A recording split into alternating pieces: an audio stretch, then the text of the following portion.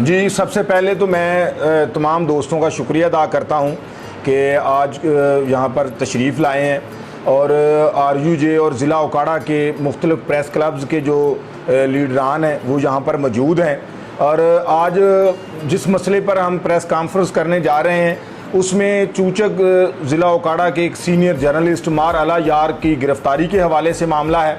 اور CNF نے اسے چند روز پہلے گرفتار کیا ہے 20 اور 21 تاریخ کی درمیانی رات۔ تو اس میں چند ہمارے مطالبات ہیں، چند سوالات ہیں جو ہم انتظامیہ کے سامنے، وزیر اعلیٰ پنجاب کے سامنے اور CNF کے سامنے اٹھانا چاہتے ہیں۔ سب سے پہلے مار اعلیٰ یار صاحب جو ہمارے سینئر صحافی ہیں، وہ 95-96 سے شعبہ صحافت سے تعلق رکھتے ہیں اور مختلف قومی اخبارات سے ان کا تعلق رہا ہے، اور موجودہ طور پہ بھی ایک بڑے قومی اخبار کے نمائندے ہیں۔ تو میں یہ سمجھتا ہوں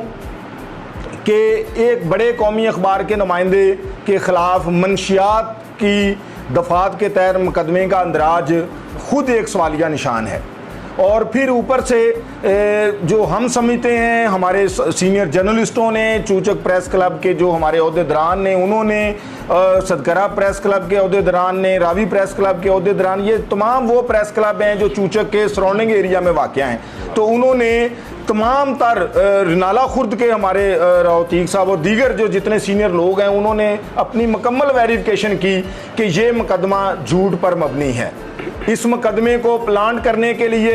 مار اعلیٰ یار کے جو قریبی رشتہ دار ہیں، جن کے ساتھ ایک دہائی سے زیادہ ان کی مخالفت اور دشمنی چل رہی ہے، انہوں نے یہ مقدمہ ایک پلاننگ کے ذریعے جو درج کروایا ہے۔ ہم نے گورنمنٹ پنجاب سے پہلے بھی مطالبہ کیا تھا، آج بھی ہم یہ مطالبہ کرنے کے لیے تمام دوست اکٹھے ہوئے ہیں اور یہ پریس کانفرنس کر رہے ہیں۔ میں اس میں مار اعلیٰ یار کی پوری لائف میں نہ کوئی ان کے خلاف مقدمہ درج ہوا آج تک منشیات کا، نہ ان کے رشتہ دار کے گھر سے منشیات برآمد ہوئی ہے۔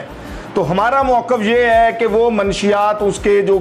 قریبی رشتہ دار ہیں، جو جن کے گھر ان کے ساتھ ہی واقع ہے، انہوں نے رکھی ہے، اور CNF کو غلط گائیڈ کر کے افسران کو اندھیرے میں رکھتے ہوئے اس پر یہ منشیات کا جھوٹا مقدمہ درج کروایا گیا ہے۔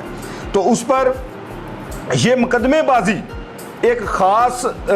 رکھتی ہے کہ اس کو چیک کر لیا جائے، انتظامی افسران جو ہیں کہ وہ چیک کریں کہ واقعی یہ مقدمے بازی چل رہی ہے، واقعی یہ بندہ ظاہر ہے وہ امراللہ شریف کا رہنے والا ہے، وہاں پہ کوئی بندہ اس کو خریدار ہوگا، کوئی بندہ ایسا ہوگا جس سے اس نے منشیات لی ہوگی۔ تو ہمارا یہ مطالبہ ہے کہ اس کا موبائل جو کہ CNF کے پاس ہے اس کی فرانزک کروائی جائے، اور اس موبائل سے ڈیٹا نکال کے پتہ کیا جائے کہ یار اس کا کس کے خلاف، یہ کس منشیات کے ساتھ، منشیات فروش کے ساتھ اس کا رابطہ تھا، یہ کہاں سے منشیات لے کر آ رہا تھا،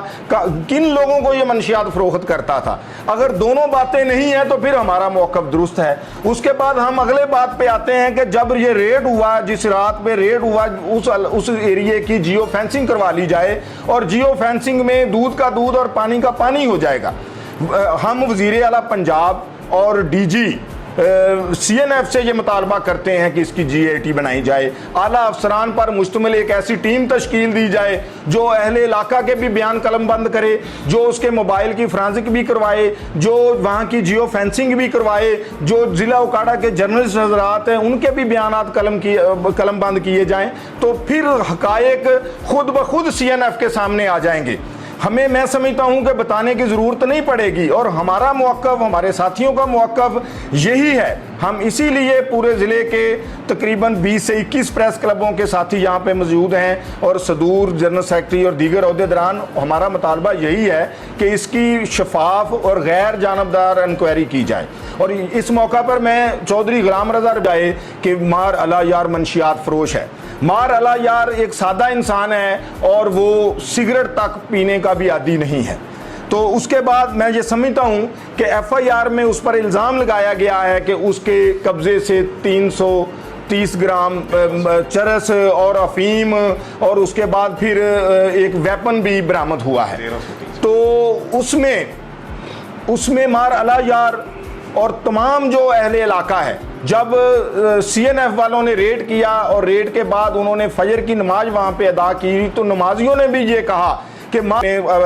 लेटर लिखा है मरियम औरंगजेब साहिबा को, वज़ीर आला साहिबा को, तो हम भी मुतालबा करते हैं बतौर जर्नलिस्ट कि फौरी तौर पे JIT बनाई जाए, आला अफसरान पर मुश्तमिल DG साहब एक वफद तश्कील दें जो मरूला शरीफ में आए, जो रनाला में आए, चूचक के इलाका में आए और हर जगह पे आके उसकी इंक्वायरी करे और रिपोर्ट पेश करे। और उसके बाद मैं समझता हूँ कि ये असल में चंद रोज़ कबल गिरफ्तारी से एक हफ्ता कबल उसका एक रिश्तेदार है हक नवाज नामी, तो उसने मार अला यार को ये धमकी दी थी कि तुम राने सनाउल्लाह के केस को भूल जाओगे, जो मुकदमा मैंने तुम पे एक वकला वाला दर्ज करवाया था उसमें तो वकील बैठ गए हैं, अब तुम मुकदमा खारिज करवा के दिखाना तो आपको पता चल जाएगा कि कैसे मैं आपके साथ क्या करता हूं। और उस रिश्तेदार का तल्लक ANF से है, वो वहाँ पे मुलाजिम है लाहौर में। तो हमारा और उमर अला यार के तमाम रिश्तेदारों का ये कहना है,